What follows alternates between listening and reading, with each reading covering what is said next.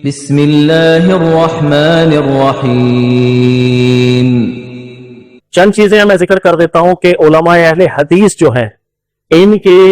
کچھ خصوصیات آپ لاکھ اختلاف کریں، آپ کر سکتے ہیں، کرنے کا حق بھی رکھتے ہیں، لیکن چند چیزیں ایسی ہیں کہ جو علماء اہل حدیث ہیں انہوں نے یہاں پر کی انقلابی صورتحال پیدا کی بڑے صغیر کے ماحول کے اندر۔ نمبر ایک اس کے اندر یہ ہے کہ ہمارے یہاں عوامی سطح کے اوپر جتنی بدعات کا اور شرک کے حوالے سے جو ایک ماحول تھا، اس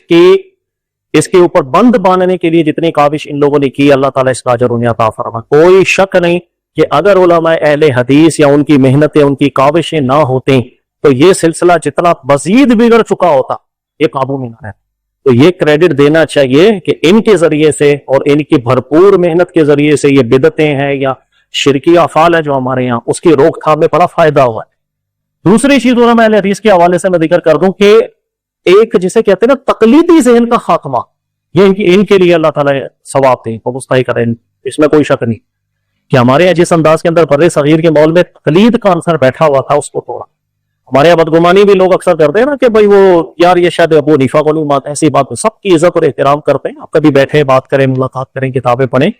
ایسا نہیں ہے کہ وہ علماء کی عزت نہیں کرتے یا مجتہدین کرام کی قدر نہیں کرتے، ایک پیٹرن ہے وہ جس کو فالو کرتے ہیں کہ اگر کسی کی بات، چاہے وہ مجتہد ہے، چاہے وہ محقق ہے، امام ابو حنیفہ ہے، امام شافعی ہے، امام مالک حنبل ہے، رسول اللہ صلی اللہ علیہ وسلم کے بعد کسی کی بھی بات اگر دلیل میں کمزور نظر آتی ہے تو وہ وہاں جائیں گے جہاں انہیں قرآن و سنت لے کر کے جانا ہوتا ہے، تو اس عالم کی، اس محقق کی دعا کرتے ہیں اللہ ان کو ثواب دے، لیکن اس کو ہم عمل نہیں کر سکتے، یہ ان کا پیٹرن ہے۔ لہٰذا وہ تمام علماء کے اقوال کو پڑھیں گے، اجتہادات کو دیکھیں گے، پھر دیکھیں جو بات دلیل میں زیادہ مضبوط ہے اس پر عمل کرتے ہیں۔ تو یہ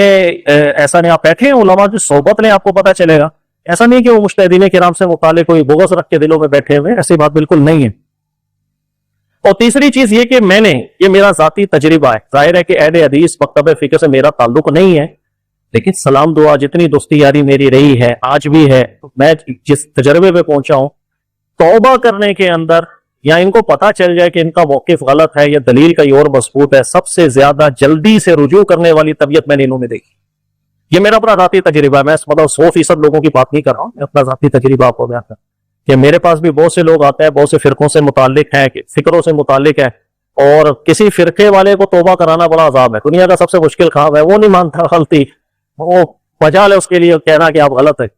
لیکن یہ چیز میں نے دیکھی ہے الحمدللہ، اہل حدیث جو فرقے سے لوگ متعلق ہوتے ہیں ان میں بہت بڑی تعداد ایسی ہے کہ آپ ان کے سامنے جب دلائل رکھتے ہیں اور وزن محسوس کریں